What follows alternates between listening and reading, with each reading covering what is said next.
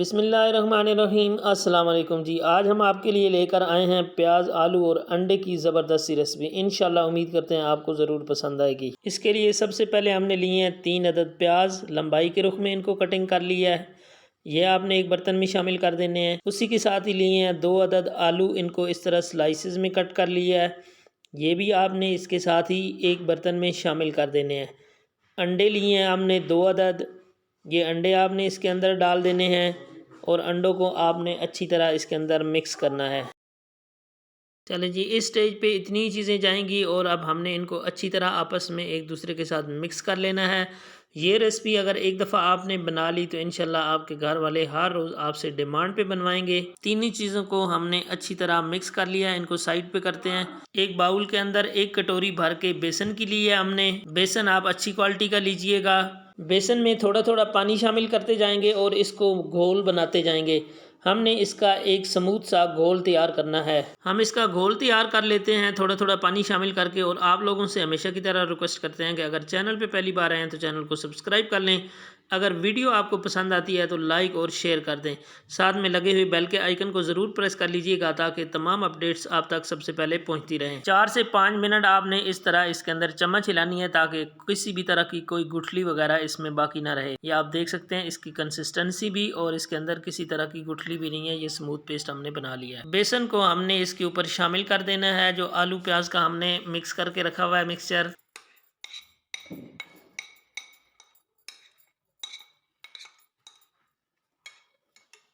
अब हम इसमें कुछ खुश्क मसालेजात शामिल करते हैं जिसमें चिली फ्लेक्स है 1 चम्मच हमने भर के इसके अंदर शामिल कर दिया है। आप अपने टेस्ट के हिसाब से कम ज़्यादा कर सकते हैं। नमक है 1 चम्मच भर के शामिल कर दिया है। लाल मिर्च का पाउडर है, ये हाफ चम्मच से भी हमने थोड़ा सा कम ही इसके अंदर शामिल किया है। हल्दी है, ये भी हाफ चम्मच से थोड़ी सी कम ही इसके अंदर जाएगी। धनिया है साबुत, इसको आपने हाथों की मदद से क्रश करके इसके अंदर डालना है। हाथों की मदद से क्रश किए हुए धनिया का बहुत ही अच्छा टेस्ट आता है। खुश्क मसाला जात इतनी इसके अंदर जाएंगे। अब हाथों की मदद से आपने इसको बहुत अच्छी तरह मिक्स करना है ताकि तमाम मसाला जात इसके अंदर अच्छी तरह मिक्स हो जाएं। बाज़ दफ़ा ऐसा होता है कि आप अच्छी तरह मिक्स नहीं करते हैं, वो मसाला जहाँ पे आप डालते हैं वहाँ पे पड़ा रहता है और सारी चीज़ों के साथ एक जैसा नहीं लगता। यहाँ पे आपने इस तरह नहीं करना, अच्छी तरह मिक्स करना है ताकि मसाला जो है वो हर पीस के साथ अच्छी तरह लग जाए। एक तरह से आप ये समझ लें कि आपने इसकी मैरिनेशन तैयार करनी है। मसाला अच्छी तरह मिक्स हो चुका है। अब हमने इसके अंदर धनिया शामिल करना है। ये हाफ कटोरी हमने इसके अंदर शामिल की है। हरी मिर्च है 6 से 7 दाने, ये ज़्यादा कड़वी नहीं है, ये इसके अंदर शामिल कर दी है। इससे एक तो इसका कलर बहुत ज़्यादा उठ के आएगा और दूसरा ये है कि इसका टेस्ट बहुत ज़्यादा बढ़ जाता है। इसको भी आपने अच्छी तरह मिक्स कर लेना है। ये भी एक ही जगह पे जमा हुआ ना रहे, ये आप देख सकते हैं। इस तरह करके हमने इसको बहुत अच्छी तरह मिक्स कर लिया है।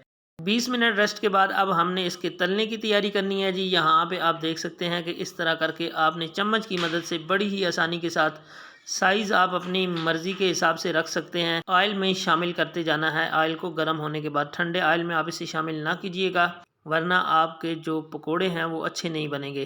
तो यहाँ पे आप देख सकते हैं कि हमने इनको फ्राई करना है दोनों तरफ से अलट पलट करके। जितना आप इसको अच्छा फ्राई करेंगे, आंच आप दरमियानी रखेंगे, तेज़ आंच पे करेंगे तो एक तरफ से आपके पकोड़े फ़ौरन से कलर चेंज कर लेंगे लेकिन अंदर से ये कच्चे रह जाएंगे। आपने ऐसा नहीं करना, हल्की आंच पे आपने इनको पकाना है। तो इंशाल्लाह इस तरह के पकोड़े आपने पहले कभी नहीं खाए होंगे। ये इंतहाई आम मसालों से पकोड़े तैयार हुए हैं। इसमें हमने कोई एक्स्ट्रा और कोई फालतू मसाला नहीं डाला। तमाम वो चीज़ें डाली हैं जो आपके हर वक्त किचन में अवेलेबल होती हैं और इंशाल्लाह जो इसका टेस्ट आएगा बहुत ही कमाल का। एक तरफ से जब इनका कलर अच्छा खासा चेंज हो गया तो तब हमने इनको पलटा है। कलर आप अपनी मर्ज़ी से इनका डार्क कम ज़्यादा रख सकते हैं। हमें इनका डार्क कलर चाहिए तो हम इसको डार्क कलर होने तक पकाएंगे। ये हमें पकाने में तकरीबन 7 से 8 मिनट लगे हैं। अगर 7 से 8 मिनट आप इनको फ्राई करेंगे तो इंशाल्लाह ये अंदर तक इंतहाई अच्छी तरह पक जाएंगे। यहाँ पे हमें इनको डिश आउट कर लेना है। तो आज की जो रेसिपी है इसका जो तरीक़ाकार हम आपसे शेयर कर रहे हैं, आपने इसी को स्टेप बाय स्टेप फॉलो करना है तो इंशाल्लाह आपकी भी रेसिपी ऐसे ही बनेगी। जो अब हमारे रह चुके हैं पीछे, हमने उनकी भी तलाई करनी है लेकिन उससे पहले ये जो छोटे ज़र्रात इसके अंदर बच जाते हैं इनको लाजमी निकाल लिया करें क्योंकि ये अंदर फ्राई हो के बिल्कुल ब्लैक हो जाते हैं और अच्छे नहीं लगते और इसकी वजह से ऑयल का जो टेस्ट होता है वो भी ख़राब होता है। तो इनको ज़रूर निकाल लिया करें। तो अभी दोबारा से हमारे जो पीछे बचे हुए हैं बेसन, उसको हमने शामिल कर देना है। जल्दी से हम शामिल कर लेते हैं।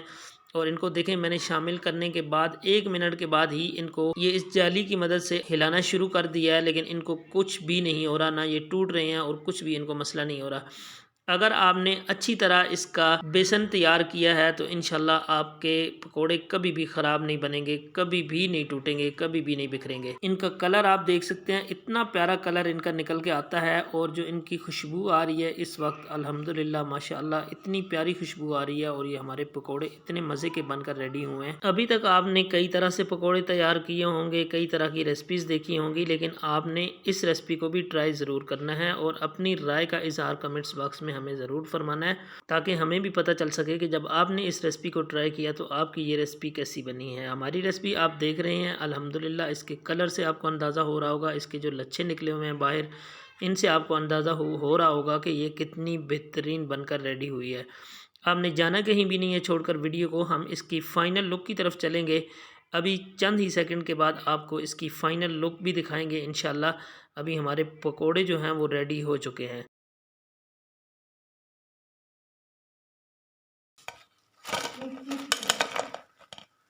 पहले ये ऑयल में पड़े हुए थे, आपको ज़्यादा इसका अंदाज़ा नहीं हो रहा होगा, अभी ऑयल से बाहर निकल चुके हैं, तो आप इनकी शक्ल नज़ारा फरमाइए। मुझे पूरा यकीन है कि इंशाल्लाह जब आप ये रेसिपी ट्राई करेंगे ना तो फिर आपने दूसरी सारी रेसिपीज़ को भूल जाना है और आपके घर से हर रोज़ इसकी डिमांड आनी है कि आज आपने फिर से वही पकौड़े बनाने हैं। चलें जी, तो आप इंतज़ार की घड़ियाँ ख़त्म होती हैं, आपको चेक करवाते हैं अंदर तक पकौड़ों का कलर और इनका जो पकना है। ये देख सकते हैं माशाल्लाह अल्हम्दुलिल्लाह, ये देखें किस तरह ये टूटा है, बिल्कुल इसके अंदर लेसपन नहीं है, ये अंदर तक पका हुआ है और ऊपर से इंतहाई क्रिस्पी पकोड़े बनकर हमारे रेडी हुए हैं। आप इनको चटनी के साथ, केचप के साथ, किसी भी तरह आप इंजॉय कर सकते हैं। आज की रेसिपी का तमाम तरीका हमने आपसे शेयर किया। आपको आज का ये तरीका कैसा लगा है, आपने अपनी राय का इजहार फिर वही मैं बात कहूँगा कि कमेंट्स में ज़रूर फरमाना है।